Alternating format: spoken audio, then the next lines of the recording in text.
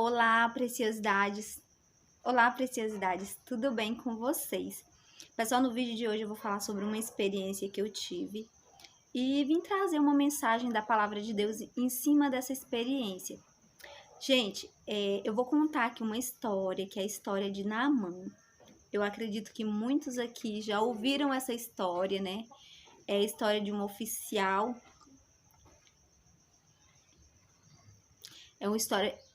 É a história de um homem oficial da guarda do rei, né? Ele era um homem muito importante e a Bíblia fala que ele era um varão valoroso, né? Ele era um homem valoroso.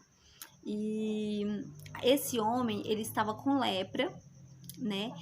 E houve um período em que os assírios Houve um período em que essa nação, né, foi até Samaria e, né, esse homem levou cativo uma menina e nesse período uma menina foi levada cativo, né? Nesse período uma menina ela foi levada, né, cativo, né? Ela foi levada para essa terra e quando essa menina chegou lá, gente, quando ela chegou lá, ela passou a servir a esposa desse oficial, né?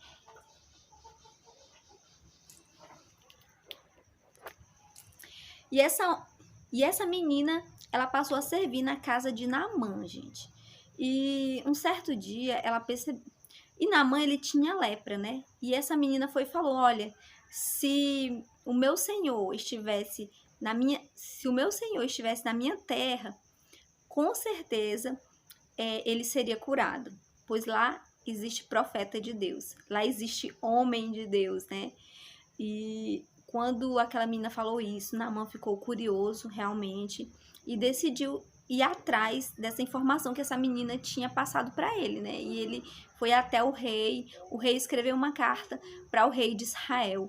Quando o rei de Israel viu a carta, o rei de Israel falou, por acaso esse homem acha que sou Deus que posso curar ele? Por acaso acham que sou Deus? Raíssa, por acaso acham que sou Deus que posso curar esse homem? Olha só o que ele falou. E naquele momento, né, o profeta do Senhor soube disso, né, do que estava acontecendo. E ele foi lá e quando Naamã estava ali à porta do profeta Ezequiel, quando Naamã estava na porta da casa de Eliseu, né, o profeta mandou o mensageiro ir lá fora e falar que ele deveria mergulhar 7 vezes no Rio Jordão e assim ele seria curado daquela lepra. Quando aquele homem Naamã soube do que o profeta tinha falado, ele falou, mas por acaso, mas por que esse profeta não manda eu mergulhar no rio lá da minha cidade?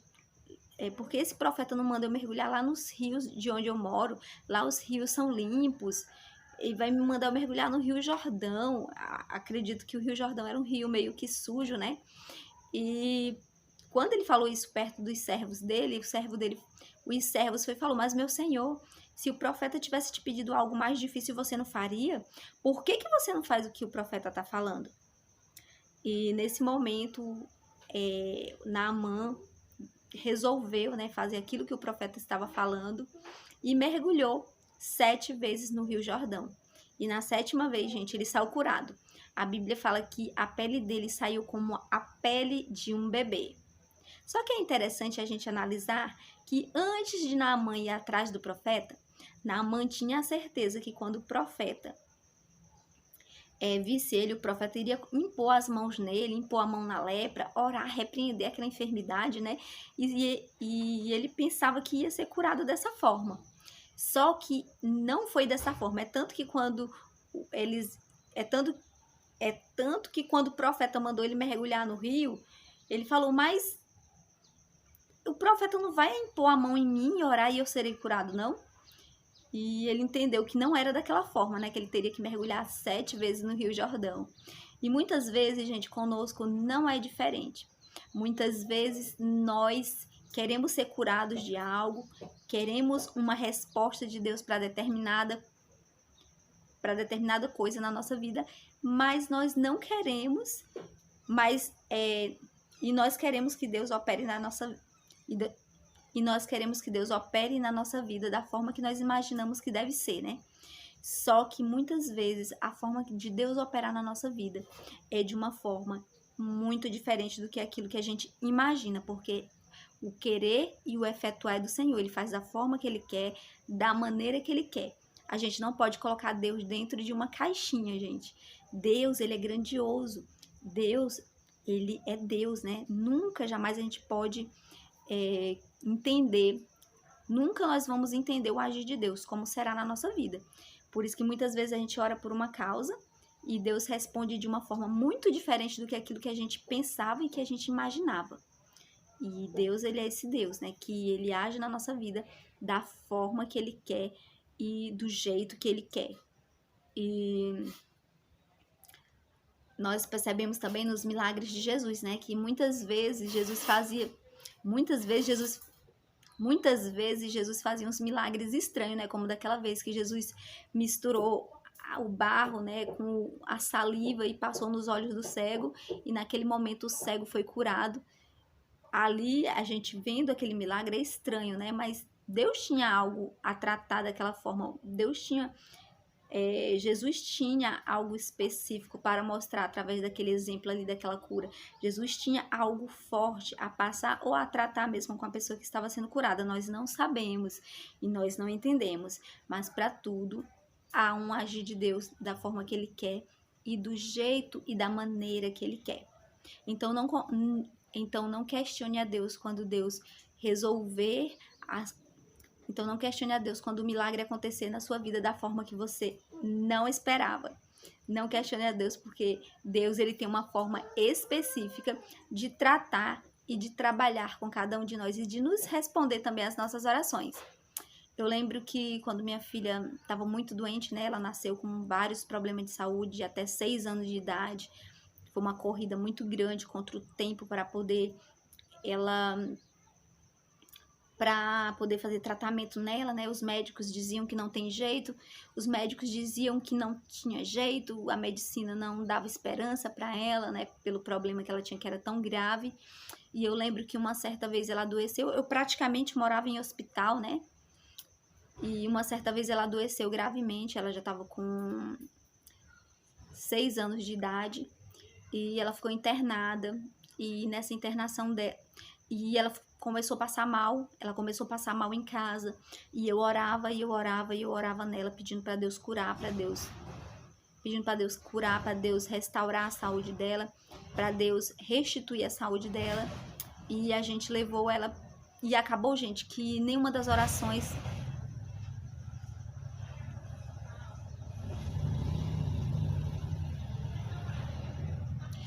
E acabou que a nossa oração, ela não era respondida como a gente queria, né? A gente fazia imposição de mão nela, orava nela, né? Repreendendo a enfermidade, e ela não ficava bem.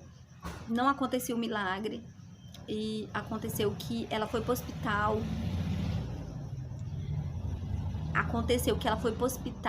Ela passou muitos dias no oxigênio, acho que mais de 14 dias diretamente no oxigênio, só respirava através do oxigênio, ela estava muito mal, os médicos não sabiam mais o que fazer, os médicos falaram para mim: mãe, a gente não sabe mais o que fazer porque o antibiótico mais forte que tem no hospital ela já tomou e o organismo dela não tá reagindo. Gente, eu caía de joelho, eu orava por minha filha, pedindo a Deus um milagre, né, na vida dela. E para mim, eu queria que Deus resolvesse naquele momento, né? Naquela hora, da minha maneira, né? E eu sei que ela passou 22 dias internada no hospital. E nesses 22 dias eu vi muitas crianças morrendo, mães perdendo seus filhos, e eu comecei a pregar o evangelho para as pessoas dentro daquele hospital, comecei a orar por enfermos dentro daquele hospital, né, porque eu entendi que se eu estava ali é porque Deus queria que eu estivesse ali, Deus tinha um propósito por eu estar ali, e os médicos diziam que não sabiam mais o que fazer, já tinha feito todo tipo de exame, não conseguiam identificar por que o pulmão dela estava tão comprometido daquele jeito, Então, o pulmão dela estava todo afetado e os médicos disseram que ela... E os médicos falaram que ela ia ficar com sequela no pulmão, que ela tinha perdido metade do pulmão e que não iria recuperar, como se o pulmão dela, gente, tivesse colado. Sabe a bexiga quando você molha ela e ela resseca ali, quando você vai abrir ela, ela rasga? O pulmão dela tava daquele jeito, tinha colado e não abria mais, né? Não descolava, então só tava funcionando uma parte do pulmão. E era o pulmão saudável dela, né? Que ela nasceu com o pulmão esquerdo parado e esse era o direito. E a gente começou a orar, eu comecei a clamar a Deus, pedindo um milagre, e eles enviaram ela para a Unicamp. E quando ela chegou na Unicamp, ela teria que fazer um exame, né, do suor para identificar se ela tinha uma doença muito grave do pulmão, né? E qual o nome da doença?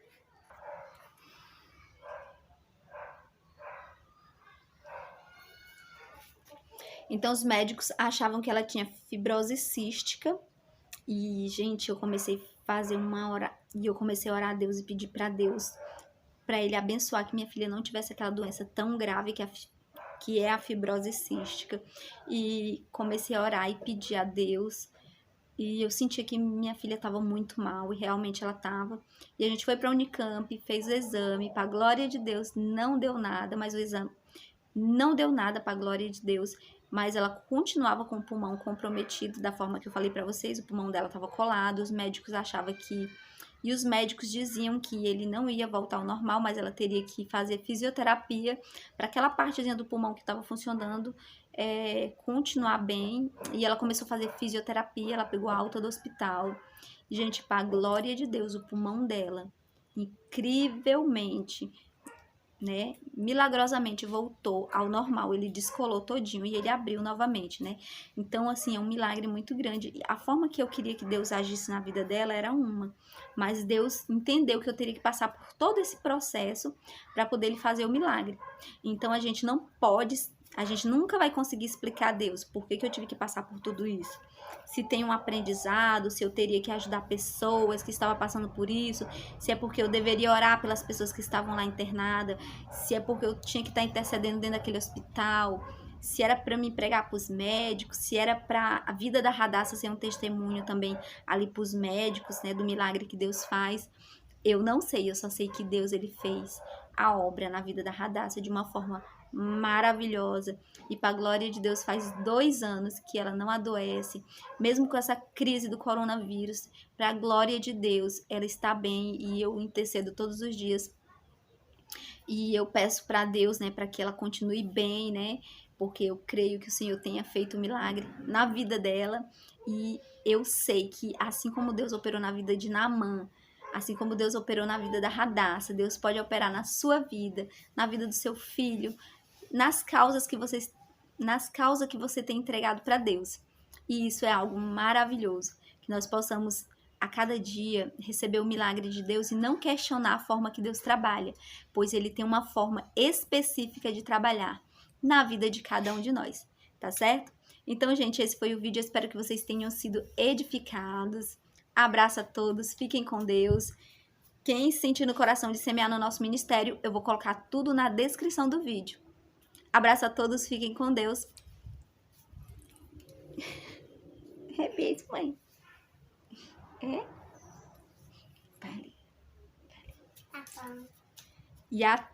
E até o próximo vídeo.